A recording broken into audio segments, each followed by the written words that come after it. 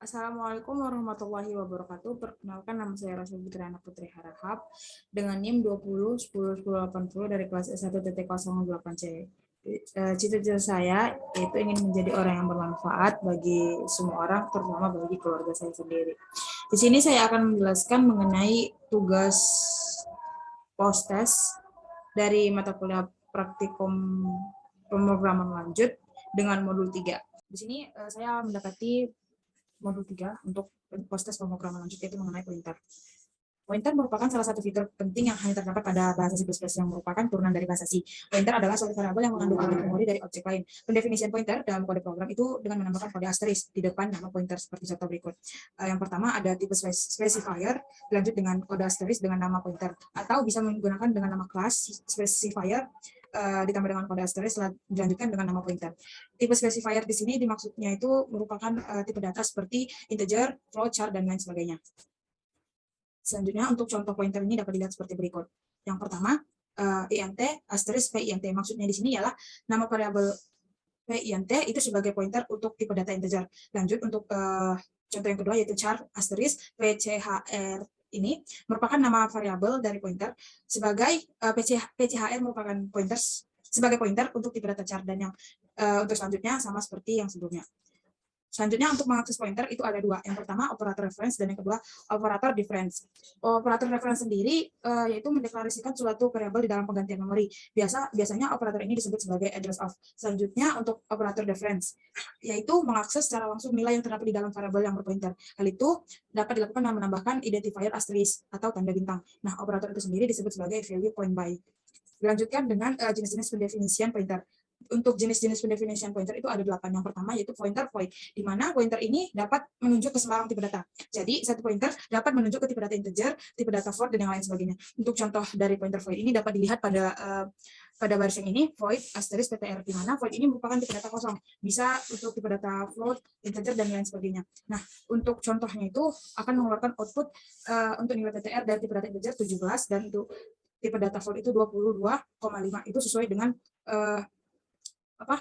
pendefinisian nilai yang sebelumnya. Selanjutnya ada pointer dan string. Pointer itu juga dapat menunjuk sebagai string. Contoh hubungan antara pointer dengan string dapat dilihat dari baris yang ini, yaitu tipe data string dengan kode asterisk dilanjut dengan nama pointer. Nah, untuk output dari contoh ini yaitu id Telkom Purwokerto. Maksudnya itu string memanggil pointer dari vstring dengan output id Telkom Purwokerto. Lalu ada pointer dan array. Pointer dan array merupakan hal yang hampir sama karena sama-sama menunjuk pada suatu alamat. Karena hal tersebut, maka pada pointer yang menunjuk ke array tidak menggunakan tambahan operator di depan nama variabel array. Di sini dapat dilihat pada barisan ini ada int asterisk pang, di mana pang ini merupakan nama dari variabel pointer. Dan untuk outputnya itu pang sama dengan angka, dan pada pendefinisian sebelumnya dikasih nilai 2 dan 4. Maka output dari hasil untuk pointer dan array ini 2 dan 4. Lanjut, ada pointer menunjuk pointer. Pointer dapat menunjuk ke pointer lain. Hal tersebut ditandai dengan adanya 2 tanda asterisk sebelum nama variabel pointer. Nah, untuk contoh pada pointer yang ini dapat dilihat pada baris yang ini, ptr1. Maksudnya tipe data float dengan pointer ptr1, lalu ada pointer yang kedua dengan menambahkan tanda asterisknya sebanyak 2, yaitu ptr2. Nah, untuk outputnya sendiri pada ptr1 itu memanggil untuk contohnya pada ptr1 memanggil dengan operator na, di mana a ini sudah didefinisikan pada tipe data yang sebelumnya, float a dengan nilai 0,7. Lalu untuk ptr2, karena pointer ini dapat menunjuk ke pointer yang lain, untuk ptr2 itu memanggil hasil dari ptr1, sehingga untuk nilai ptr1 yaitu 0,7 dan ptr2 sama-sama dengan nilai 0,7. Selanjutnya, ada pointer dan fungsi. Pointer dapat menjadi argumen untuk dilewatkan passing ke subfungsi. Dapat dilihat contohnya sebagai berikut. Lalu ada pointer to objects. Pointer dapat menunjuk poin ke objek sama seperti ke tipe data atau array. Pointer to objects itu biasa digunakan ketika tidak diketahui seberapa banyak objek yang akan dibuat selama program tersebut berjalan. Untuk cara mengakses member pada kelas untuk objek dari pointer dengan menggunakan member access operator garis tanda besar, tanda panah. Dan yang terakhir yaitu array of pointer to object. Salah satu konstruksi pemrograman yang umum adalah array pointer to object. Pengaturan ini memberikan akses yang lebih mudah dan lebih fleksibel ke grup objek dibanding membuat objek dalam array. Dilanjutkan dengan flowchart pada program yang akan saya buat. Di sini saya memulai programnya itu dengan cara memasukkan data seperti nama, nomor NISN, usia, dan nilai UN. Selanjutnya akan menginputkan untuk kode jurusan yang akan dipilih dan nilai tes masuknya. Nah, jika kita sudah memasukkan data tersebut, di sini ada percabangan di mana jika nilai UN-nya itu di atas 75, maka orang tersebut lulus. Sebelumnya pada program saya ini mengangkat tema penerimaan siswa SMK Telkom. Nah, selanjutnya jika nilai UN-nya itu masih di bawah 75 dan untuk nilai tesnya itu di atas 70, maka masih mendapatkan nilai terata, maka orang tersebut masih diterima di SMK Telkom. Dan jika nilai UN-nya itu di atas 65, di atas sama dengan 65, sedangkan untuk nilai tesnya itu di bawah 80, maka orang tersebut ditolak. Dan untuk hasil terakhirnya itu akan menampilkan data dari keseluruhan inputan orang tersebut. Untuk yang pertama, terlebih dahulu kita include file library dari C++, yaitu include iostream using namespace. Nah, untuk program kali ini memiliki 3 kelas. Kelas yang pertama itu adalah kelas induk identitas, di mana pada kelas ini memiliki protect dan juga public.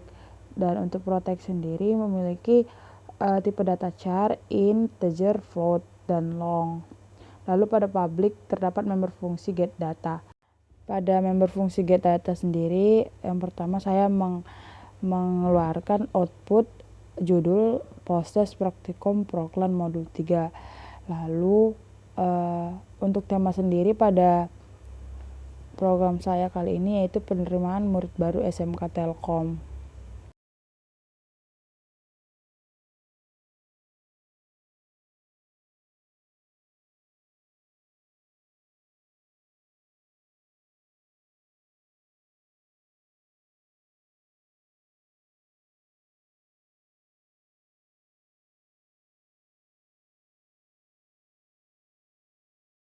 Selanjutnya masih di member fungsi get data, saya memberikan input untuk memasukkan data seperti nama, nomor NISN, lalu ada nomor memasukkan usia dan juga nilai UN. Selanjutnya untuk kelas yang kedua yaitu kelas prodi. Nah, kelas prodi ini masih kelas induk, di mana pada kelas ini juga terdapat protect dan juga public. Untuk protect sendiri terdapat tipe data char, sementara untuk public akan menghasilkan output untuk memasukkan inputan kode jurusan yang akan dipilih nantinya. Dan untuk yang selanjutnya yaitu kelas turunan, di mana pada kelas turunan ini untuk nama dari kelas turunannya itu ya proses, di mana akan mengakses protect dari kelas induk identitas dan juga kelas induk prodi. Nah, dari kelas turunan itu sendiri juga terdapat protect dan public.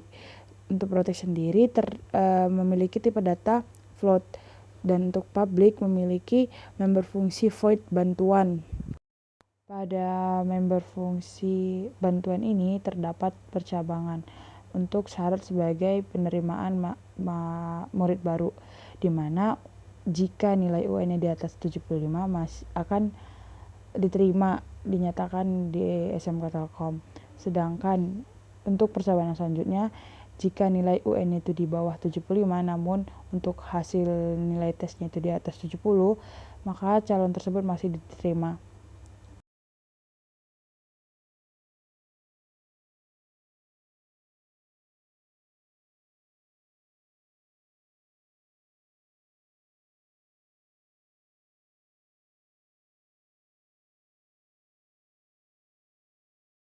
Selanjutnya, jika nilai UN itu masih di bawah 65, namun jika nilai tesnya di atas 80, maka calon tersebut masih diterima.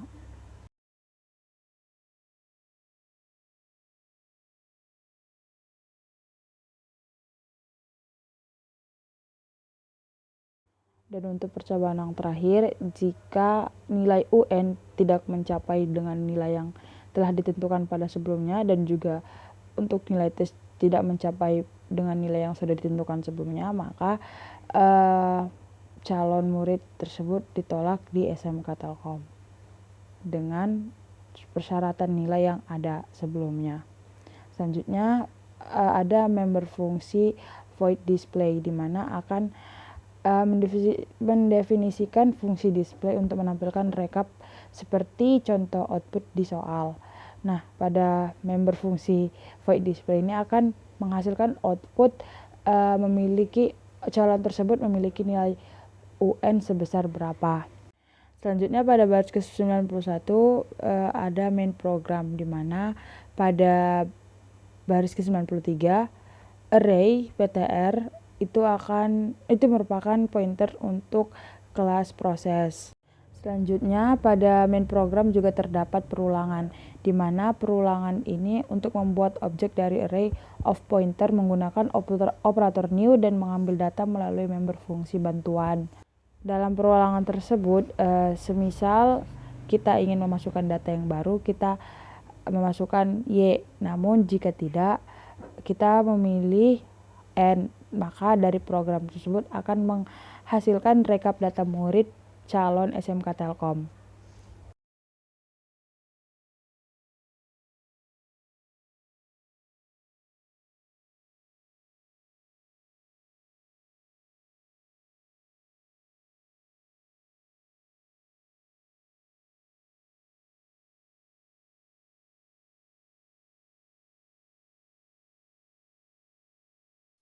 Nah, untuk hasil dari outputnya itu, pertama di sini kita memasukkan nama data pribadi saya sendiri. Yang pertama itu atas nama